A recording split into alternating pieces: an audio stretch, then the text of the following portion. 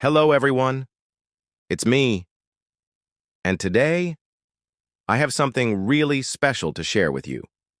This guy is standing in front of a shop holding a hot dog in one hand.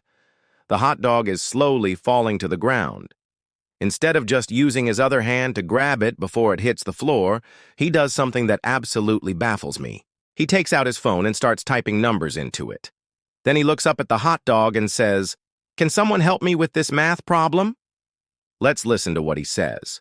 Okay, so like if I drop this hot dog right now, it's going to hit the ground in 1.5 seconds. So if I take 3 steps back, each step is 2.5 feet, and I can catch it before it hits the ground. But I don't want to do that because then I'd have to multiply 2.5 by 3 and then subtract the distance the hot dog falls in those 1.5 seconds. You know what I mean? That's too much math. That's like advanced level math. I don't want to do that. It's hot dog physics. Can someone help me? Please, someone help me. And honestly, the more I think about this, the more complex it becomes. We have to consider air resistance and the angle at which the hot dog is falling and the height of the hot dog above the ground.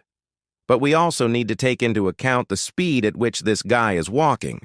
Because if he walks too fast, he might not be able to catch it. If he walks too slow, the hot dog might hit the ground.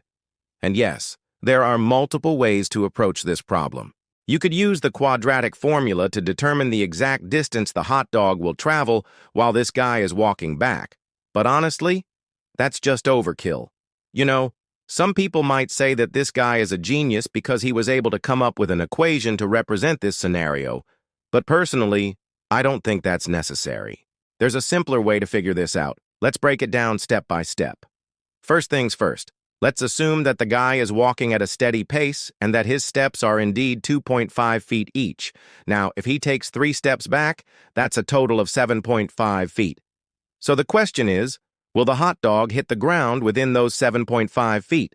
To answer that, we need to figure out how far the hot dog will fall in 1.5 seconds.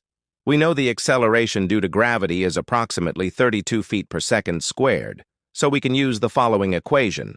Distance equals 0.5 times acceleration times time squared.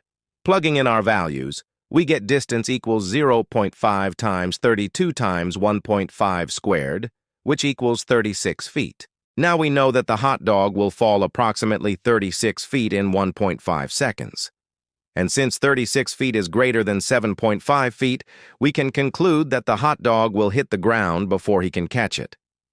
Therefore, the question we need to ask is, how many steps does he need to take to catch the hot dog? To answer that, we need to find the additional distance the hot dog will travel in the extra time it takes for him to take those steps. Let's say he needs to take X number of steps. Each step takes him 0.5 seconds because he's walking at a steady pace. So the total time it takes him to take X steps is 0.5x. In that extra time, the hot dog will continue to fall. Using the same equation as before, we get distance equals 0.5, 32, 0.5x squared, which equals 4x squared. Now we know that the hot dog will travel an additional 4x squared feet while he's taking his steps. And we also know that he needs to take 7.5, 2.5, matter 3 steps back. Therefore, the total distance the hot dog travels before he catches it is 4x squared plus 3. But wait. There's more. The hot dog also travels the 36 feet that we calculated earlier.